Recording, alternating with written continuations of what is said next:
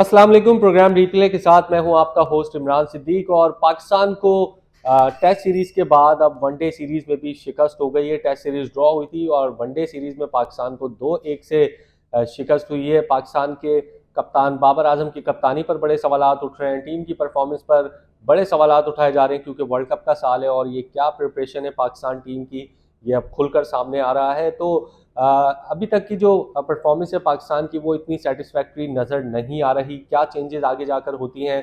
क्या शाहिद आफरीदी बतौर chief selector अपना काम जारी रखेंगे? तो ये सब बातें हैं। Mirza Iqbal Baig senior sports journalist हमारे साथ मौजूद हैं, इनसे बात। इकबाल साहब, मिर्ज़ा इकबाल बेग साहब, आप किस तरह से इस परफॉर्मेंस को समराइज़ करेंगे? टेस्ट सीरीज़ हमारी ड्रॉ रही, वनडे में हमें 2-1 से शिकस्त हो गई, किस तरह इसको समराइज़ करेंगे? देखिए, न्यूजीलैंड की टीम जब लास्ट ईयर जो था, न्यूजीलैंड की टीम ने टूर अपना कैंसिल किया था, तो लग यही रहा था कि शायद वो ना आए, लेकिन न्यूजीलैंड की टीम पाकिस्तान आई, परफॉर्मेंस बड़ी अच्छी रही। दोनों टेस्ट मैचेस बिल्कुल क्लोज जाकर, आखिरी टेस्ट तो ऐसा लग रहा था कि पाकिस्तान भी जीत सकता था, दोनों टेस्ट मैचेस। लेकिन वनडे सीरीज की जो अगर आप बात करें, न्यूजीलैंड ने 2019 के वर्ल्ड कप का फाइनल मैच खेला था और किस तरीके से कीवी टीम वो फाइनल हारी थी, सबको पता है। लेकिन फिर उसके बाद जिस अंदाज से इस वनडे सीरीज में उन्होंने हिस्सा लिया, पहला मैच 6 विकेटों से हारे, दूसरे मैच में उन्होंने 79 रन से फतह हासिल की और इस तीसरे मैच में भी विकेटों से उन्होंने कामयाबी हासिल की। इसको देखते हुए अब उन्होंने अपनी पोजीशन को रिटेन किया है।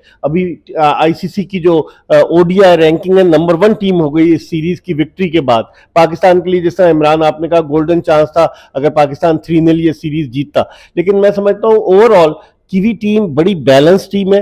केन विलियमसन की कप्तानी, टीम सऊदी टेस्ट में थे, लेकिन मैं समझता हूं जो उनकी बैटिंग लाइनअप है उसमें बहुत डेप्थ है। आप देखें आज के मैच में भी उनकी बैटिंग लाइनअप में इतनी ज्यादा डेप्थ है कि ग्लेन फिलिप्स बैटिंग के लिए उसके बाद भी मिचेल सेंटनर भी, बाकी टीम सऊदी भी। तो मैं समझता हूं कि न्यूजीलैंड को जो है क्रेडिट देना चाहिए जिस तरह की परफॉर्मेंस उन्होंने इस सीरीज में दी। जो ये हमारी परफॉर्मेंस है अभी तक की सीरीज में, और अब तो खैर ख़त्म हो गई है, तो वर्ल्ड कप का साल है, अभी परेशान कुन जरूर है। होम ग्राउंड पर जब हम मैचेस नहीं जीत रहे, चाहे वो टेस्ट मैच हो, इंग्लैंड हमें T20 सीरीज यहाँ पे हरा के गया, तीनों फॉर्मेट में हमें होम ग्राउंड पर शिकस्त हुई, वनडे में भी, टेस्ट में भी, T20 में भी। वर्ल्ड कप के साल में इस तरह की परफॉर्मेंस परेशान कुन जरूर है। देखिए, लम्बे फिक्री है, अक्टूबर में भारत में ओडीआई का वर्ल्ड कप होने जा रहा है और पाकिस्तानी टीम जरूर उसमें हिस्सा लेगी। लेकिन अब जिस तरह की परफॉर्मेंस रही, गुज़िश्ता बरस भी पाकिस्तान ने अगर हराया था तो नेदरलैंड की कमजोर टीम को हराया, वेस्ट इंडीज की कमजोर टीम को हराया। लेकिन जब कोई सख्त जान हरीफ पाकिस्तानी टीम के सामने आता है तो पाकिस्तान की टीम की कारकर्दगी जो है वो बजाय ऊपर जाने के नीचे की तरफ आ जाती। मैं समझता हूँ कि पाकिस्तान ने तजर्बात नहीं किए, पाकिस्तान वो एक ही सेट पैटर्न पे एक ही टीम खिलाता रहा। अब आप अंदाजा लगाएं, जिस टीम का नायब कप्तान नहीं खेलेगा इब्तदाई 2 मैचेस और फिर तीसरे मैच में मजबूरन उसे खिलाया गया इसलिए कि इमामुल हक जो थे वो अनफिट हो गए, तो मेरे ख्याल में कॉम्बिनेशन हम बना नहीं पा रहे। और फिर जिस तरह से रिजीम चेंज हुआ है पाकिस्तान क्रिकेट बोर्ड का, मतलब रमीज राजा गए, नजम सेठी आए, तो उसके बाद से जो हेड कोच है सकलैन मुश्ताक, उनका इंटरेस्ट भी कम हो गया क्योंकि उनका कॉन्ट्रैक्ट फरवरी में जो है वो खत्म हो रहा है और नजम सेठी साहब कह चुके हैं कि हम गैर मुल्की कोच को ढूंढ रहे हैं। फिर शॉन टेट जो फास्ट बॉलिंग कोच है, उनका भी कॉन्ट्रैक्ट जो है वो अब खत्म हो जाएगा, तो उस लिहाज से उनकी दिलचस्पी नहीं रही। फिर दूसरे टीम सिलेक्शन में मैं समझता हूं इमरान टीम सिलेक्शन में एक ही टीम को खिलाते रहे, बजाय इसके कि आप तजर्बात करें। आप भारत की एग्जाम्पल ले लें कि वो T20 टीम में अपने किस तरह के तजुर्बे करता है, लेकिन पाकिस्तान ने कोई तजुर्बा नहीं किया। बेंच स्ट्रेंथ आपकी बैठी रही। आज आपने मजबूरन जो है वो शामिल किया अपनी टीम में मोहम्मद हसनैन को, आज आपने शान मसूद को शामिल किया, वरना तीनों मैचेस एक ही सेट 13 लड़के हमने आजमाए इस सीरीज में। तो मैं समझता हूं इनको सोचना पड़ेगा, अगर ये अपना कॉम्बिनेशन नहीं आजमाएंगे तो इनके लिए मुश्किल होगी। इकबाल साहब, अब क्या आप तब्दीलियां सजेस्ट करेंगे? चीफ सिलेक्टर शाहिद आफरीदी का भी फ्यूचर जो है वो काफ़ी, मतलब हमें समझ नहीं आ रहा कि वो रहेंगे वर्ल्ड कप तक या फिर नया चीफ सिलेक्टर आएगा, क्या पॉलिसी होगी, किस तरह से सिलेक्शन होगी। ये वर्ल्ड कप का साल है, अभी तक हम हेड कोच ढूंढ रहे हैं, अपना चीफ सिलेक्टर का पता नहीं है, कप्तानी पे बात हो रही है, ये सारे मसाइल हैं। तो इस तरह किस तरह पाकिस्तान टैकल करेगा? और हर वर्ल्ड कप के बाद हम देखते हैं कि इस तरह की सिचुएशन बनती है पाकिस्तान के लिए। बिल्कुल आप सही कह रहे हैं, शाहिद आफरीदी तो एक उबूरी मुद्दत के लिए चीफ सेलेक्टर बने और उन्होंने खुद भी कहा, अब हो सकता है कि उनका इरादा तब्दील हो जाए, उन्होंने खुद भी कहा कि वो उबूरी मुद्दत के लिए बने।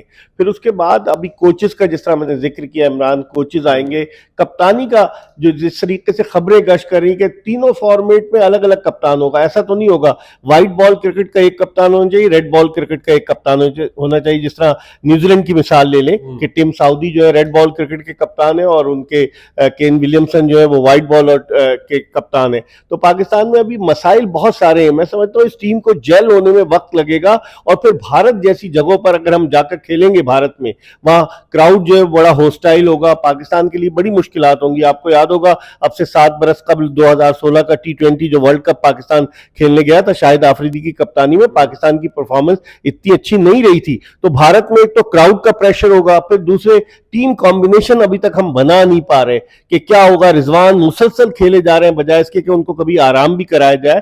वो पाकिस्तानी टीम की बैटिंग लाइनअप की रीढ़ की हड्डी है, लेकिन वो मुसलसल खेले जा रहे हैं। बाबर आजम भी रेस्ट नहीं कर रहे, वो भी मुसलसल खेल रहे हैं, उनकी परफॉर्मेंस भी बड़ी अच्छी रही है। अगर आप देखेंगे जो 13 मैचेस हैं उनमें से 11 मैचेस में बाबर आजम ने 4 सेंचुरियां और 7 मिस सेंचुरियां बनाई हैं, जिससे उनकी परफॉर्मेंस का पता चलता है। मैं समझता हूं कि अब पाकिस्तान क्रिकेट बोर्ड को सोचना होगा मुस्तकबिल के हवाले से। 25 मार्च 1992 को हम वर्ल्ड कप जीते थे, उसके बाद से वर्ल्ड कप नहीं जीते 50 ओवर्स का। 2019 में भी हम सेमीफाइनल के लिए नहीं क्वालिफाई कर सके, पहला मैच भारत से हार गए। तो मैं समझता हूं कि अब मुश्किल होगी पाकिस्तान की। अच्छा इकबाल साहब, हेड कोच का भी बड़ा मामला चल रहा है, तो मिकी ऑर्थर ने मना कर दिया पाकिस्तान टीम की कोचिंग से, क्योंकि एश्योरिटी नहीं मिल रही उनको कि क्या उनको 3 साल बरकरार रखा जाएगा। फिर गैर मुल्की कोचेस से राब्ते हो रहे हैं। आपके पास भी बड़ी खबरें होती हैं, हम देखते हैं आपको। और आपके पास क्या खबरें हैं, कौन सा हेड कोच है जो सूटेबल रहेगा और कौन सा आ रहा है, कब तक इसकी अनाउंसमेंट हो जाएगी? देखिए पाकिस्तान क्रिकेट बोर्ड इंटरेस्टेड तो है कई हेड कोचेस इंटरनेशनल क्रिकेटर से। मिकी आर्थर ने मना कर दिया, फिर उसके अलावा एंडी फ्लावर जो है वो उनके हवाले से आ रहा था, लेकिन वो फ्रेंचाइजीज की कोचिंग में दिलचस्पी रखते हैं। जस्टिन लैंगर आएंगे नहीं, जिनके नाम थे। सेकंड टीयर के कोचेस शायद आ जाए पाकिस्तान, लेकिन उन सेकंड टीयर के कोचेस पर इतनी इन्वेस्टमेंट करने का मेरी नजर में कोई फायदा नहीं है। तो अब देखते हैं कि क्या होता है। बज़ाहिर तो यही लग रहा है कि टॉप का कोई जो वर्ल्ड का नंबर 1 टीयर में जो आते हैं जो कोचेज हैं वो तो पाकिस्तान के पास नहीं आएंगे। उसकी बुनियादी वजह इनस्टेबिलिटी है कि पाकिस्तान में स्टेबिलिटी है ही नहीं कि क्रिकेट बोर्ड बदलता है तो कोचेस की नौकरी चली जाती है। जिस तरीके से मिकी आर्थर ने मना किया है कि मैं तो कंसल्टेंट आ सकता हूं, तो मुझे लग रहा है कि सब जो टॉप के कोचेज हैं ना वो डरते हैं कि भाई हम आए कितनी देर तक का टेन्योर होगा, क्या हम पूरा कर पाएंगे भी नहीं। इसकी वजह से बड़े मुश्किल हालात हैं, सेकंड टीयर के कोचेज आ सकते हैं। अच्छा, बाबर आजम की कप्तानी अब जो है वो उन पे काफ़ी सवालात उठ रहे हैं, क्योंकि होम सीरीज़ में आप जीत ही नहीं रहे हो, तो होम में नहीं जीत रहे तो अवे जाके आप किस तरह से करेंगे? तो आप क्या समझते हैं कि वर्ल्ड कप का साल है, तब्दीली बेहतर रहेगी या फिर बाबर आजम के साथ ही उनको कुछ चीज़ें, उनको स्ट्रॉन्ग कप्तान बना के कंटिन्यू करना चाहिए? देखें बाबर आजम को कप्तानी दी है तो 2015 में उन्होंने अपना करियर शुरू किया और फिर उसके बाद उन्हें 2 साल बाद 2019 में उन्हें कप्तानी मिली।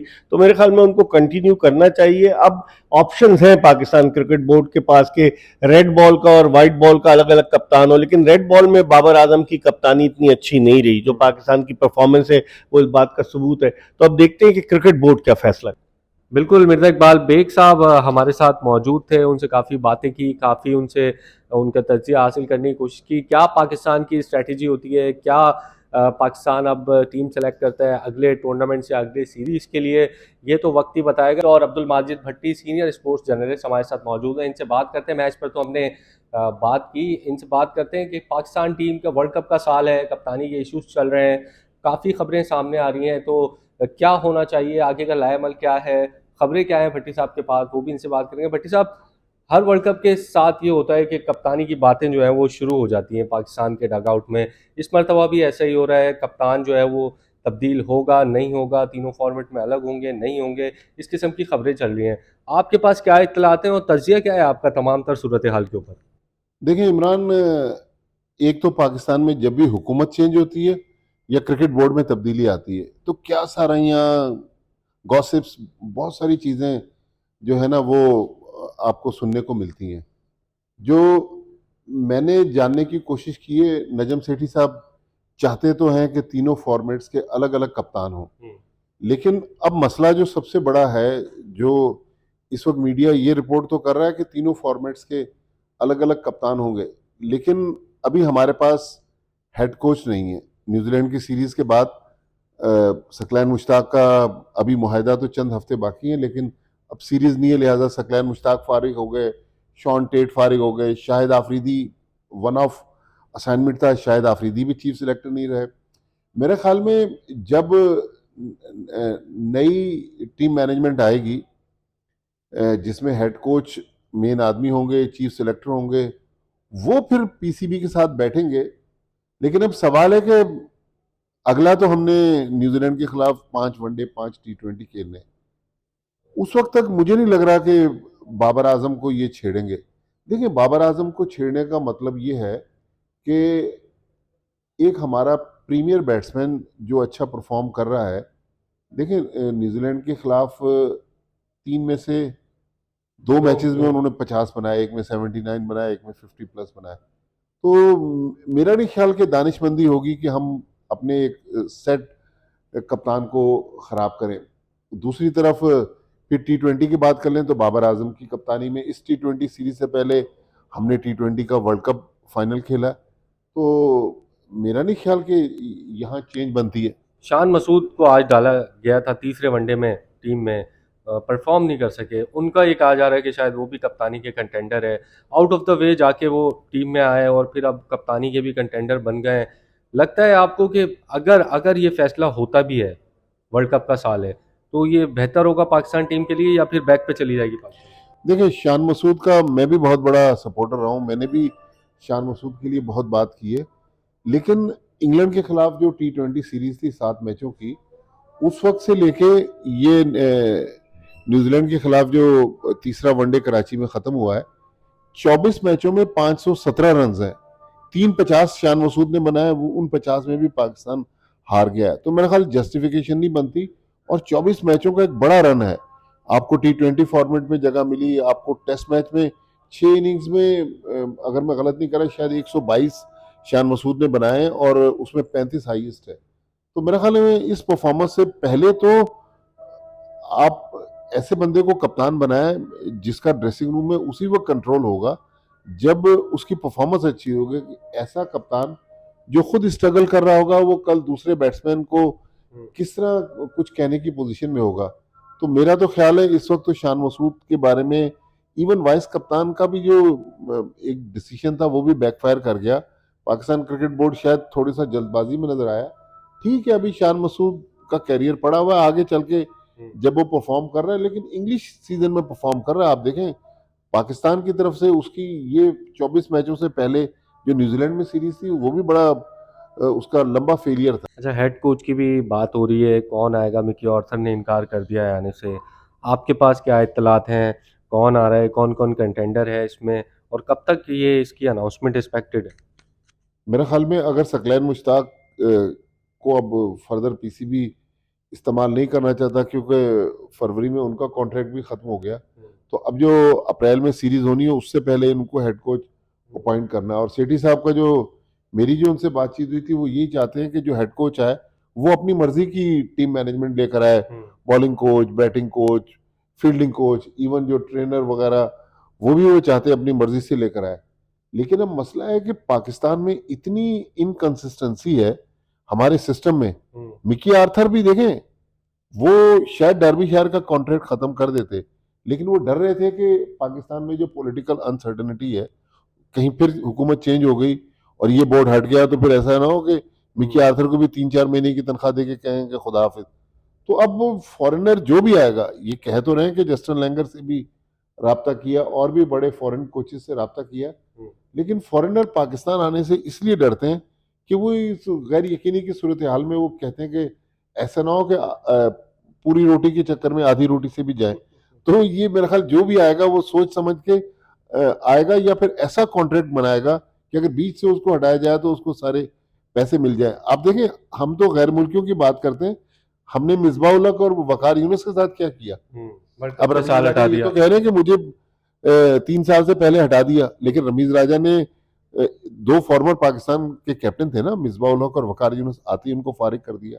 तो ये अनसर्टेनिटी तो है।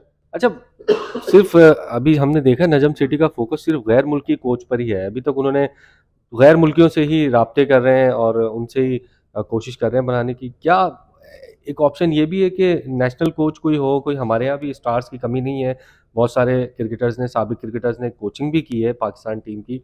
तो कोई दूसरा ऑप्शन इन्होंने रखा हुआ है कि अगर कोई नहीं अच्छा कोच गैर मुल्की मिलता तो कोई नेशनल कोच बना दें? देखिए इमरान, हम लोग मीडिया वाले जो है ना, हम्म, जब मुल्की कोच होता है हम्म, उस वक्त ये कहते हैं कि अगर किसी प्लेयर को सपोज करें फवाद आलम को ड्रॉप कर दिया, हम कहते हैं यार ये लाहौर का कोच है, इसने कराची वाले को ड्रॉप कर दिया। फॉरेनर अगर इस किस्म का फैसला करता है तो फिर हम कहते हैं कि यार इसने ना इसकी फवाद आलम के बारे में मालूमात सही नहीं है। तो हमारे यहाँ पाकिस्तानी कोचेज में ये नहीं कि सलाहियत नहीं है, हम्म, लेकिन वो थोड़ा लाइकिंग डिसलाइकिंग का एक पहलू तो है।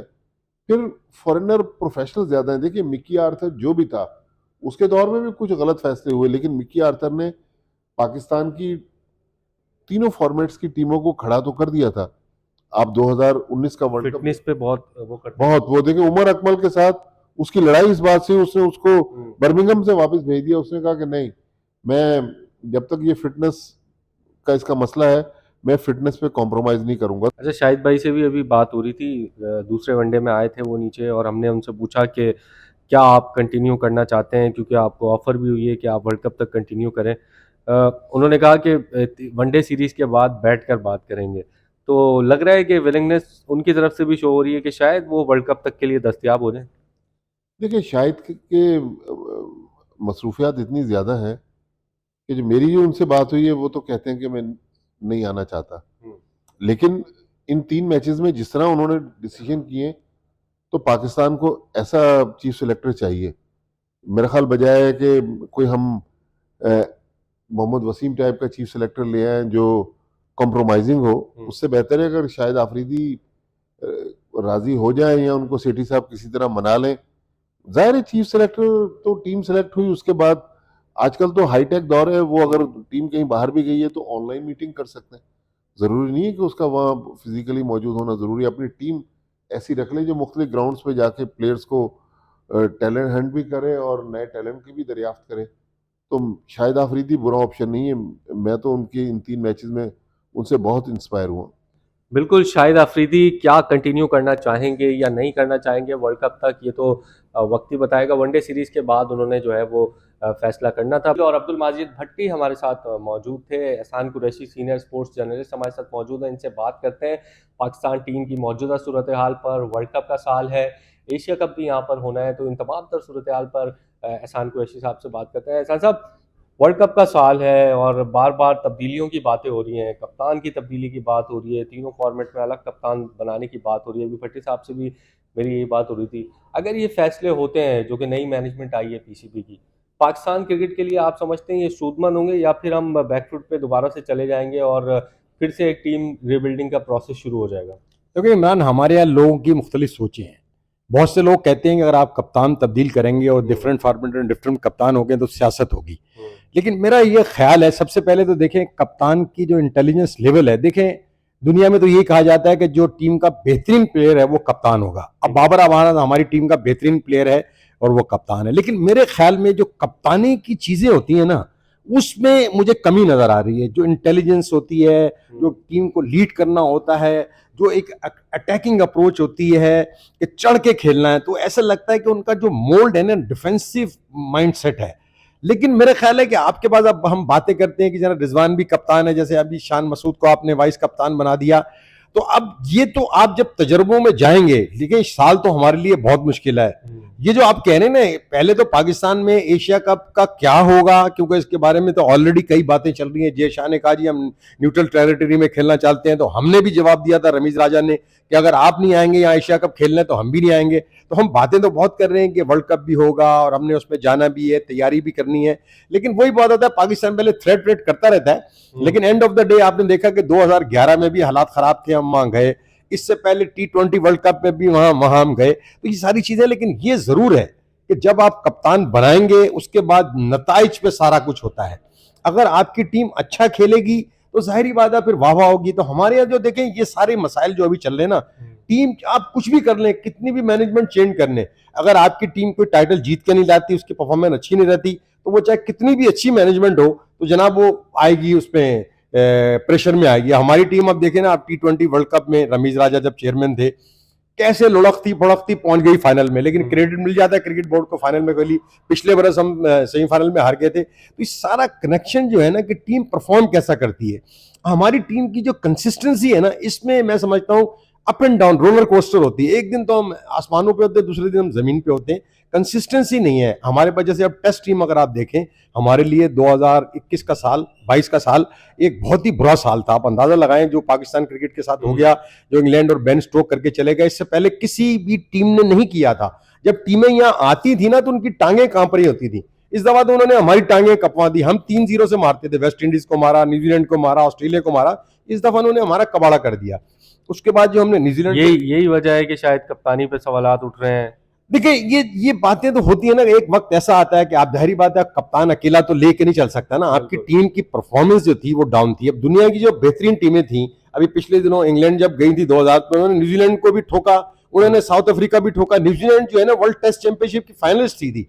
इंग्लैंड जिस तरह की क्रिकेट खेल रहा है और जिन्होंने नए इनोवेशन इजाद किए हैं, उसको मैच करना मेरा ख्याल है बहुत मुश्किल है टीमों के लिए। अभी एशेज होगी, उसमें भी यही होगा। उन्होंने बहुत आउटस्टैंडिंग क्रिकेट खेली, लेकिन पाकिस्तान की कंसिस्टेंसी नहीं रही। पाकिस्तान की बाजू का सिलेक्शन में प्रॉब्लम रहते हैं, चेंजिंग एंड चॉपिंग बहुत होती है। अब देखें, अब नया माहौल आया है। पहले आपके मोहम्मद वसीम थे जिनको लैपटॉप जनाब वो कहते थे चीफ सेलेक्टर, अब शाहिद राफरीदी आए हैं, थोड़ा अटैकिंग अप्रोच के साथ आए हैं।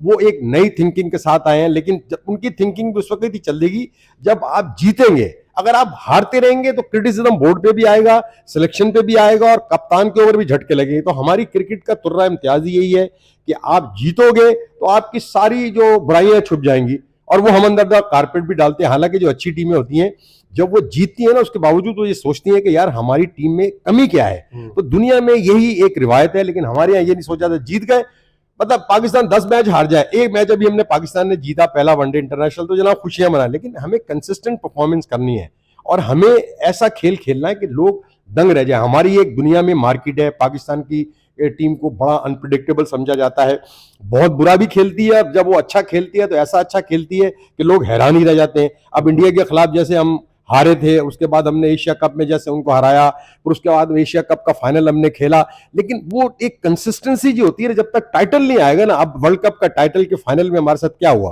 कि पाकिस्तान को आउट प्ले कर दिया बिल्कुल इंग्लैंड की टीम ने। अब लोग कहते हैं जनाब वो तो विकेट ही बहुत मुश्किल थी। भाई इसी तरह की विकेटों पे आपने परफॉर्म करके टाइटल जब आपके पास आता है ना, तो आप पहुंचते हैं बुलंदियों पे। देखिए 1992 का वर्ल्ड कप आज तक आप भुगत रहे हैं, उसके बाद 2017 की चैंपियंस ट्रॉफी, 2009 का T20 वर्ल्ड कप, जब आप जीतते हैं तो लोग प्रेस तो बहुत करते हैं, लेकिन हमारी क्रिकेट में प्रॉब्लम तो है और रहेंगे। इसको कोई रिजॉल्व नहीं कर सकता, क्योंकि लाइक्स डिसलाइक्स ये प्रॉब्लम हमारी क्रिकेट में हमेशा से रही है और आने वाले सालों में भी वो रहेंगी। चांद मसूद की भी बात करते हैं, क्योंकि काफ़ी उनकी परफॉर्मेंस, काफ़ी कमबैक्स भी हो चुके हैं उनके। अभी एक और मरतबा कमबैक हुआ है, अबव 30 वो हो चुके हैं।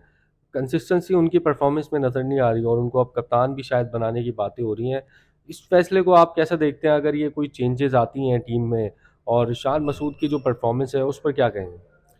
देखिए सबसे पहले मैंने आपको कहा था कि कप्तान सिर्फ वो बन सकता है, या नायब कप्तान भी वो बन सकता है जिसकी परमानेंट सीमेंट प्लेस हो पाकिस्तान टीम में। उसके रन्स उसके साथ हों, उसकी विकेटें उसके साथ हों, उसकी फिटनेस उसके साथ हो। अगर उसमें ये सारी चीज़ें नहीं हैं तो मैं समझता हूँ कि ये एक मसाइल की बात है। ये ज़रूर है कि शान मसूद एक बहुत अच्छा टैलेंट है और उसके अंदर बहुत करंट है क्रिकेट का, लेकिन वही बात है कि काउंटी में बहुत अच्छी परफॉर्मेंस दे के आए थे, कंसिस्टेंट नहीं रहे। इस पूरे सीरीज में जो हमने खेली, इंग्लैंड के खिलाफ, न्यूजीलैंड के खिलाफ खेली, वो कंसिस्टेंट नहीं रहे, बड़ा स्कोर वो बनाने में कामयाब नहीं हुए। और जाहिर बात है कि अब वो ऐसा एक पता नहीं आउट ऑफ ब्लू उनको वाइस कप्तान बना दिया गया। चलो वो भी ठीक है क्योंकि उनमें टैलेंट है, वो इंग्लैंड में खेलते हैं, लेकिन इंग्लैंड की क्रिकेट में और इंटरनेशनल क्रिकेट में मैं समझता हूँ बड़ा फर्क है।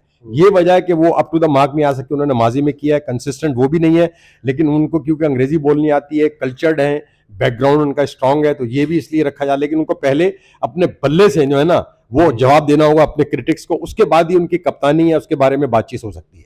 अच्छा, हेड कोच की बात हो रही है। गैर मुल्की हेड कोच मिकी आर्थर ने इनकार कर दिया है आने से, और काफ़ी ऑप्शंस, काफ़ी नाम भी ज़ेरे गर्दिश हैं। आपके पास क्या इत्तलात हैं और क्या समझते हैं, फॉरेन कोच आएगा तो क्या वर्ल्ड कप का साल है, कोई बेहतरी की उम्मीद नज़र आ रही है आपको? यार सबसे पहले तो मैं समझता हूँ कि नजम सेठी ने अच्छी कुंडी डालने की कोशिश की थी मिकी आर्थर को। मेरा ख्याल है मिकी आर्थर तो नहीं आए। अब सबसे पहले तो देखें ये शुरू हो चुका है, टाइम बड़ा कम है वर्ल्ड कप में। आपने जो भी कोच फॉरनर लाना है, मेरा ख्याल है वो तो लोकल के हक में नहीं है, क्योंकि वो लाइक्स डिसलाइक्स पॉलिटिक्स जो होती है वो यहाँ सब लोकल जाते हैं, लेकिन इस वक्त मार्केट में आपके ने जायजा लेना है ना कि आप फॉरेन कोच लाएंगे कौन सा। मिकी आर्थर, नजम सेठी की उनसे अंडरस्टैंडिंग शुरू से रही थी, पहले भी वही लाए थे। अब ये एक बहुत बड़ा $1 मिलियन क्वेश्चन है कि पाकिस्तान का फॉरेन कोच कौन सा हो सकता है, कहां पे नजरें जा सकती हैं, क्योंकि जाहिर बात है सारी टीमों ने 2-2, 3-3 साल के कॉन्ट्रैक्ट तो उनके पास मौजूद हैं। अब आउट ऑफ ब्लू कौन सा कोच आएगा, मेरी नॉलेज में अभी तक कोई दूसरा मिकी आर्थर के अलावा ना तो कहीं सोशल मीडिया पे आ रहा है, ना कहीं और आ रहा है कि कौन सा पाकिस्तान का कोच होगा। लेकिन बहुत क्या बड़ा जरूरी है गैर मुल्की हो, कोई पाकिस्तान का ऑप्शन की तरफ नहीं जा सकता पाकिस्तान क्रिकेट बोर्ड? देखो पाकिस्तान क्रिकेट में कुछ भी हो सकता है, जब आपको नहीं मिलेगा तो आपने यही सोचना है ना, आपने ये सोचना है कि आपने जनाब लोकल पे जाना है। लेकिन हमारे यहाँ लोकल जो कोचेज होते हैं ना, आपने माजी में भी देखा है कि बड़ी हजीमत के साथ निकले हैं, क्योंकि वो लाइक डिसलाइक, ये मेरा पसंद का है, मेरा जानने वाला है, मेरे शहर का, ये फलानी जवान, हालांकि ये नहीं होना चाहिए, न्यूट्रलिटी होना चाहिए। अब ये आपके जो मौजूदा कोच हैं सकलैन मुश्ताक हैं या मोहम्मद यूसुफ हैं, ये हैं तो सही, लेकिन इनके ऊपर भी वही होता है कि जनाब ये तो कोई इतने ट्रेंड तो नहीं थे, इनको पता नहीं था, इन्होंने एक वर्ल्ड के फाइनल में पहुंच गए थे इसलिए इनको बहुत आगे मिल गई। लेकिन बहरहाल वो पाकिस्तान क्रिकेट ऐसी रोलर कोस्टर चलती रहेगी, तनकीद भी होती रहेगी, तारीफ भी होती रहेगी, जहां जीतेगी लोग आगे जाएंगे और जहां हारेगी टीम तो पूरी तरह जनाब जो लोग जो है ना अपने तोपों के दहाने खोल देंगे चीफ सेलेक्टर की तरफ, चेयरमैन क्रिकेट बोर्ड की तरफ, मैनेजमेंट की तरफ। और यही क्रिकेट पाकिस्तान की ऐसी ही चलती आई और मेरा ख्याल है आने वाले सालों में भी इस तरह ही चलती रहेगी। आखिरी सवाल, वर्ल्ड कप का साल है, पाकिस्तान टीम की कॉम्बिनेशन आपने देखा, परफॉर्मेंस आपने देखी, क्या समझते हैं अभी तक जो तैयारियां हैं वो ऑन ट्रैक हैं या फिर अभी बहुत बेहतरी की ज़रूरत है? नहीं, मैं तो समझता हूँ कि देखें आप वर्ल्ड कप 50 ओवर्स का वर्ल्ड कप जो है ना वो कोई छोटा वर्ल्ड कप नहीं है, तो T20 में तो आपके पास फिर भी ऑप्शन होते हैं, इसमें लॉन्गर वर्जन में पाकिस्तान इतना आगे नहीं है। और पाकिस्तान के पास अब मेरा ख्याल है पूल ऑफ प्लेयर्स तो आ गया है, लेकिन जो उसमें कंसिस्टेंसी है ना उसकी कमी नजर आ रही है कि उनको ऐसा अपना जाके टैका बिठाना है, कंसिस्टेंट परफॉर्मेंस दिखाएं बैट से, बॉल से। और सबसे बड़ा तो मसला है कि हमारे आए दिन प्लेयर जो है वो अनफिट हो जाते हैं, बड़े की प्लेयर्स आपके। अब ये शाहीन शाह है, उसके ऊपर आपका बड़ा इंहिसार है कि शाहीन शाह की फिटनेस हमारे लिए एक बहुत बड़ा इंपॉर्टेंस है, अगर वो फिट नहीं है तो हमारे लिए प्रॉब्लम है, क्योंकि आपके वो स्पीयर हेड है। और दूसरी बात है कि उनका तो मसला ये है कि अगर वो लोग उनके बारे में कह रहे हैं कि उनको ओवर यूज किया जा रहा है, T20 भी खेल रहे हैं, टेस्ट भी खेल रहे हैं, वनडे भी खेल रहे हैं, तो मसले मसाइल तो हैं। तो पाकिस्तान की जो प्लेयर जो हैं उनको मेहनत भी करनी होगी, जान भी मारनी होगी, और सबसे बड़ी बात है कि उन्होंने कंसिस्टेंसी जीत के दिखाना होगा कि पाकिस्तान भारत हमेशा चाहे कितना भी बुरा खेलता, जब जाती की इवेंट में तो बड़े पाकिस्तानी हॉट फेवरेट्स होते हैं। अब जैसे T20 वर्ल्ड कप में भी गए थे, लेकिन जब हम हारे 2 मैच, जिम्बाब्वे वैसे ही हार गए, तो पाकिस्तान टीम बाज़ों का बहुत बड़ी टीमों को ऐसे गिरा देती है और हल्की टीमों से पाकिस्तान हार जाती है। तो पाकिस्तान को खेलना होगा कंसिस्टेंटली, और फिटनेस बहुत बड़ा मेरा ख्याल है एक की फैक्टर होगा कि हमारे जो की प्लेयर हैं वो फिट रहे। बिल्कुल जी, प्रोग्राम का वक्त जो है वो ख़त्म हुआ है। पाकिस्तान की क्रिकेट पर बात की, कप्तान पर, हेड कोच पर, तमाम जो पहलू हैं उसको हमने कवर किया। प्रोग्राम का वक्त ख़त्म हुआ है, कल एक और प्रोग्राम के साथ हाजिर होंगे, तब तक के लिए अल्लाह हाफ़िज़।